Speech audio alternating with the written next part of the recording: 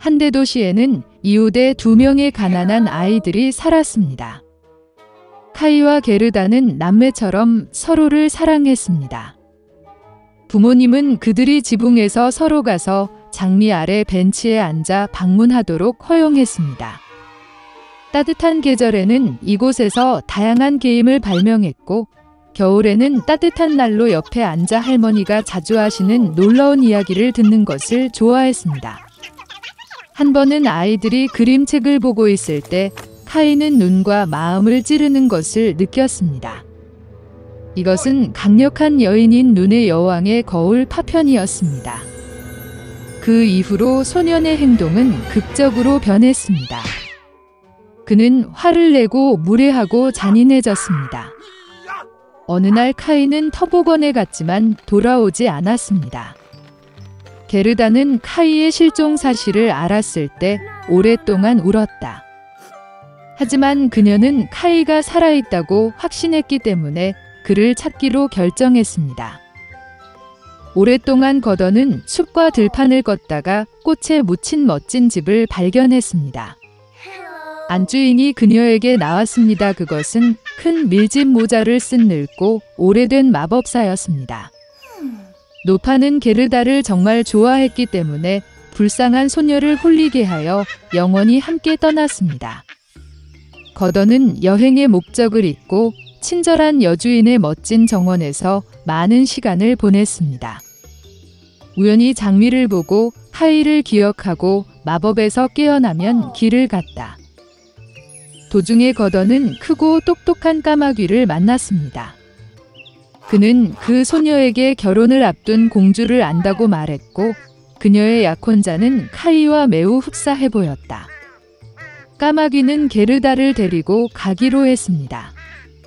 한 번 궁전에 들어서 거더는 미래의 왕자를 보았습니다.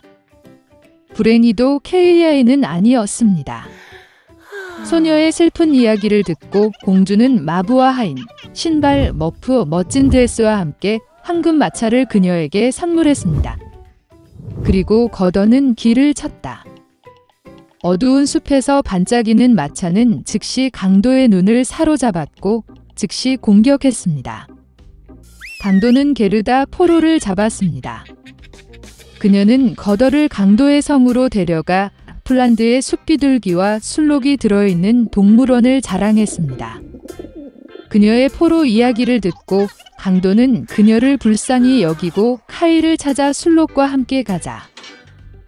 술록은 그 소녀를 나이든 라플란드 여성에게 데려왔는데 그는 지친 소녀를 데우고 먹였습니다. 그녀는 눈의 여왕의 궁전 근처에 사는 친구 핀에게 말린 대구에 대한 몇 마디를 써서 소녀를 도와달라고 요청했습니다. 그녀는 게르다에게 카이의 나쁜 행동의 원인은 그의 마음과 눈을 치는 거울의 파편이며 따뜻한 사랑의 마음의 힘에 얼음이 녹지 않는다면 결코 갖지 않을 것이라고 설명했다. 눈 여왕의 궁전으로 거더는 혼자 갔다. 아무도 감히 강력한 여인의 집에 접근하지 못했습니다. 그녀는 매우 춥고 무서웠습니다. 성에서 자신을 발견한 거더는 그가 얼마나 춥고 황량하고 죽었는지 놀랐습니다. 곧 그녀는 완전히 파랗게 변하고 추위에 거의 검게 변한 카이를 발견했습니다. 소녀는 구석에 앉아 빙원에서 영원이라는 단어를 배치하려고 했습니다. 이 경우 그는 전 세계와 눈의 여왕의 선물로 새 스케이트 한 쌍을 받았을 것이기 때문입니다. 게르다는 카이에게 달려가 그를 꽉 안고 울었다. 그녀는 뜨거운 눈물로 소년의 마음에 박힌 가시를 녹였다. 집어든 카이도 울기 시작했고 두 번째 조각이 눈물과 함께 그의 눈에서 흘러나왔다. 그들은 서로 만나서 얼마나 기뻤습니까? 그러나 기뻐할 시간이 없었습니다. 눈의 여왕이 돌아오기 전에 그들은 얼음 궁전에서 나와야 했습니다. 카이와 게르다는 마침내 눈의 여왕의 왕국에서 나왔을 때 그들은 서둘러 집으로 돌아갔다. 돌아오는 길에 그들은 거더의 수색을 도운 모든 친구들을 만났습니다. 집에서 가장 좋아하는 피는 장미가 그들을 기다리고 있었고 일어난 모든 일은 곧 무거운 꿈처럼 잊혀졌습니다. 공주는 호화로운 성에서 살았습니다. 그녀는 겨우 14살이었지만 몹시 버릇없고 변덕스러웠습니다. 그녀가 오는 4월을 위한 무언가를 생각해냈고 새해 연회에 봄꽃이 있었습니다. 그녀는 봄의 시작을 알리는 법률을 내렸고 헌병을 궁전으로 가져오는 사람에게 아낌없는 보상을 약속했습니다. 도시 외곽의 작은 집에서 딸과 의붓딸과 함께 계모가 살았습니다. 의붓딸은 매우 달콤하고 친절한 소녀였고 그녀의 이름은 마샤였습니다. 계모와 딸은 매우 게으르고 화가 났으며 가능한 모든 방법으로 가난한 소녀를 해쳤습니다. 공주님이 약속한 보상을 정말 받고 싶었지만 겨울에 헌병을 어디에서 구할 수 있을지 생각하지 못했습니다. 노파는 마샤를 숲으로 보내 봄꽃을 가져오기로 결정했습니다. 의붓딸은 바깥이 어둡고 추웠기 때문에 계모에게 불쌍히 여겨달라고 애원하기 시작했습니다. 그리고 겨울에는 어떤 종류의 헌병이 있을 수 있습니까? 그러나 탐욕스러운 할머니는 아무것도 듣고 싶지 않았습니다. 그녀는 더 큰 바구니를 주면서 마샤를 문 밖으로 몰아냈습니다. 얼어붙은 소녀는 어두운 숲에서 무서워했습니다. 갑자기 멀리서 그녀는 빛을 보았다. 그녀는 기뻐서 그를 만나러 갔다. 그것은 큰 타오르는 불로 밝혀졌고 12명의 사람들이 그 주위를 따뜻하게 하고 있었습니다. 용기를 내어 소녀는 그들에게 다가가 사악한 계모가 그녀를 강제로 숲으로 가서 헌병을 모았다고 말했습니다. 12개월이라는 것이 밝혀졌습니다. 형제들은 마샤를 유감스럽게 생각하고 그녀를 돕기로 결정했습니다. 에이프릴 형제는 주문을 외쳤고 갑자기 숲과 개간에 봄이 왔습니다. 눈이 녹고 푸른 풀이 나타나고 헌병이 피었습니다. 소녀는 꽃을 모으기 시작했고 곧 큰 바구니에 꽃을 채웠다. 어린 에이프릴은 그녀를 정말 좋아했고 그는 그녀에게 마법의 반지를 주었습니다. 문제가 발생하면 그는 땅에 던져져 주문을 걸고 12개월 모두 구조하러 올 것입니다. 마샤는 그들에게 감사하고 집으로 갔다.